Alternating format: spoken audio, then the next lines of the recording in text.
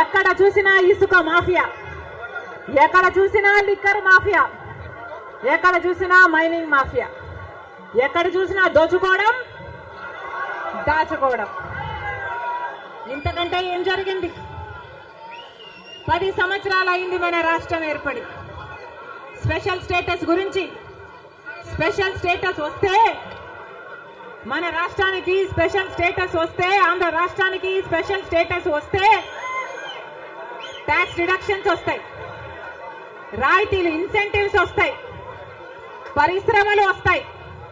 పరిశ్రమలు వస్తే మన బిడ్డలకు ఉద్యోగాలు వస్తాయి. కానీ 10 సంవత్సరాలైనా స్పెషల్ స్టేటస్ మాత్రం ఆంధ్ర రాష్ట్రానికి రాలేదు. రాలేదు అనడం కంటే పాలకులు తేలేకపోయారు అనడము కరెక్ట్. ఉత్తరాఖండ్ లో స్పెషల్ స్టేటస్ వస్తే 2000 కోట్ల పరిశ్రమల స్థాపన జరిగింది. దాంతో ఉద్యోగ అవకాశాలు 500% పెరిగాయి. హిమాచల్ ప్రదేశ్ లో స్పెషల్ స్టేటస్ వాళ్ళకి ఇస్తే 10,000 పరిశ్రమల స్థాపన జరిగాయి. మరి మనకుందా స్పెషల్ స్టేటస్? ఎందుకు లేదు స్పెషల్ స్టేటస్? ఎందుకంటే పాలకులు స్పెషల్ స్టేటస్ తేవడంలో విఫలమయ్యారు, వాళ్ళకు చేత కాలేదు కాబట్టి. కాంగ్రెస్ పార్టీ ఆ రోజు స్పెషల్ స్టేటస్ 5 సంవత్సరాల కోసం ఇవ్వాలి అంటే బీజేపీ పార్టీ ఏమంది?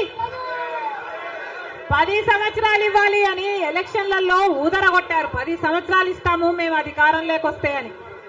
ఇక చంద్రబాబు గారు అయితే 15 సంవత్సరాలు మాకు స్పెషల్ స్టేటస్ కావాలి అని కొట్లాడాడు.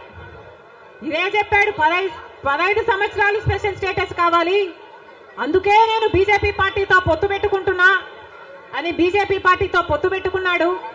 వాళ్ళ మంత్రివర్గంలో కేంద్ర మంత్రులు కూడా అయ్యారు టీడీపీ నాయకులు. ముఖ్యమంత్రి అయిన తర్వాత స్పెషల్ స్టేటస్ కోసం చంద్రబాబు గారు ఎప్పుడైనా ఒక్కటైనా నిజమైన ఉద్యమం చేశారా అంటే చేయలేదు. చేయకపోక ఉద్యమం చేసే వాళ్ళ మీద కేసులు పెట్టారు, వాళ్ళను జైల్లో కూడా పెట్టాడు చంద్రబాబు గారు.